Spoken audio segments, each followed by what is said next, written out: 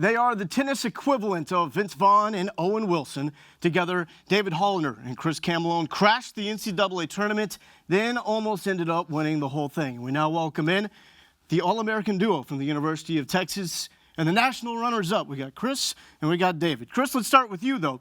You've already said that there was no way to expect something like this, a run all the way to the NCAA finals. Why? I mean, like we've said in some other interviews and talking to some other people, we didn't even expect to be in the tournament. So to expect to kind of make that run, beating the top 5 teams that we did, and even winning the first round against a really good Florida team, you only expect to get one of those. Then you get 2, and then you get 3, and you get 4, and then you have a look at number 5, and it's just, you don't ask for that sort of stuff. You more kind of dream about stuff like that, and then you kind of just get lost in the speed of it, and it kind of picks up and it snowballs, and you find yourself waking up, Sunday morning, and you're just playing, for the match of your life or whatever. So David, why did you not expect to be in the NCAA tournaments? Well, we had a lot of adversity this year, you could say. Chris and I started out at 8 in the country, but we had a couple losses, and then we got pulled. So we didn't even play together for probably a span of 2 months.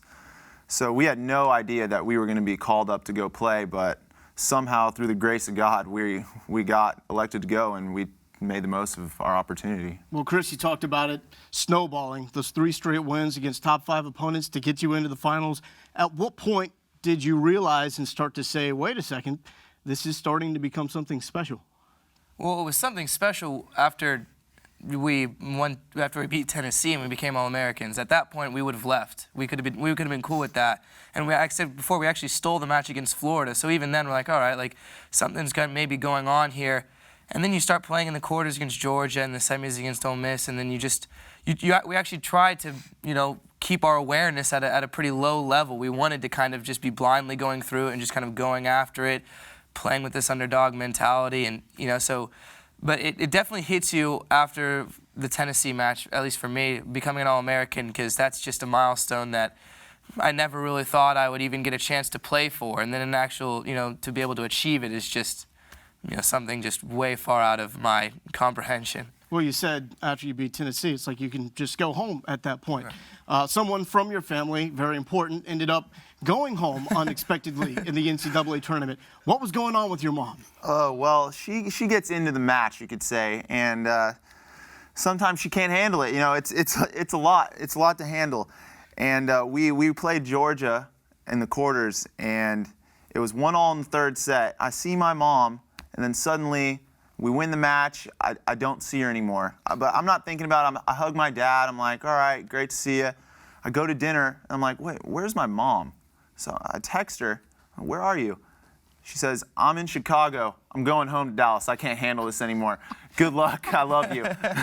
Well, you guys were front and center in this tournament run. So many memorable moments inside of this run all the way to the NCAA finals. But when it comes down to one thing that maybe wasn't exactly tennis related, kind of like David's mom leaving in the middle of the tournament, what will you remember the most that maybe was a little bizarre from this tournament?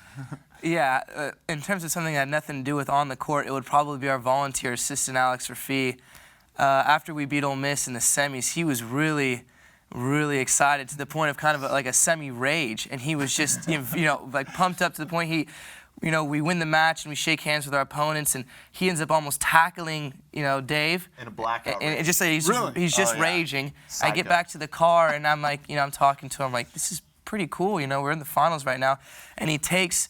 We have this basket of balls, and he just picks over his head and throws it on the ground, and the balls just go everywhere. And he's like, I'm so pumped right now. Like, I'll do anything for you guys right now. And I just was like, oh, man.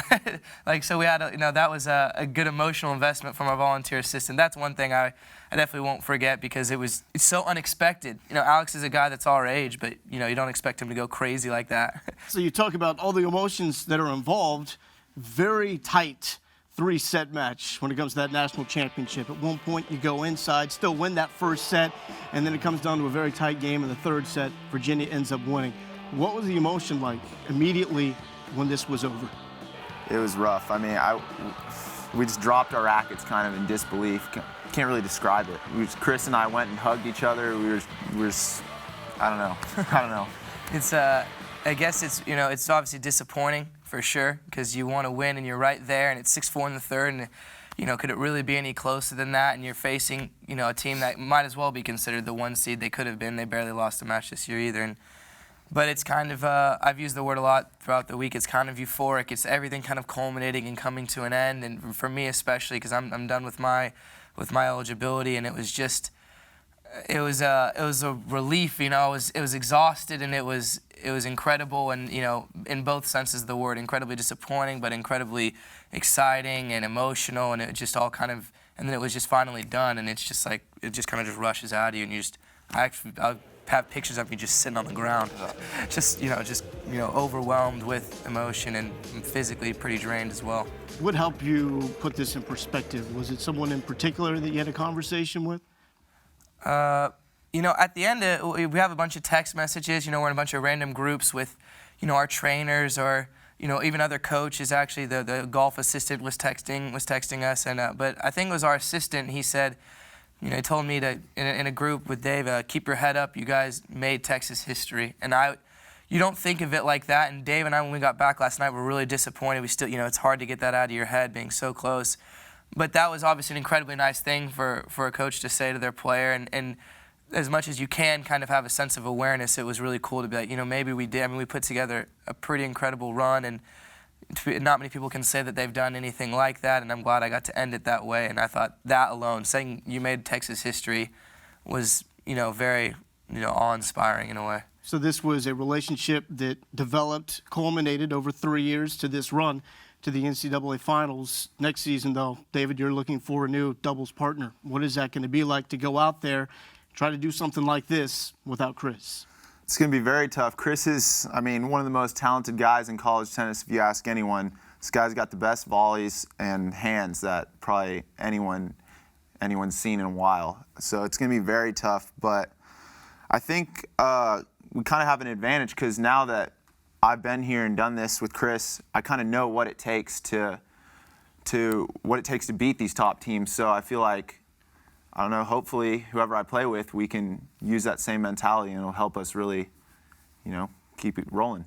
And hopefully Mom gets the message as well. And she sticks around for next year's NCAA tournament. Well, everybody stick around because this duo may be done representing the University of Texas on the tennis court, but not quite yet when it comes to representing Texas here at the Longhorn Network offices. We'll put them to work coming up later. Guys, congratulations. We appreciate you stopping by. Thank you.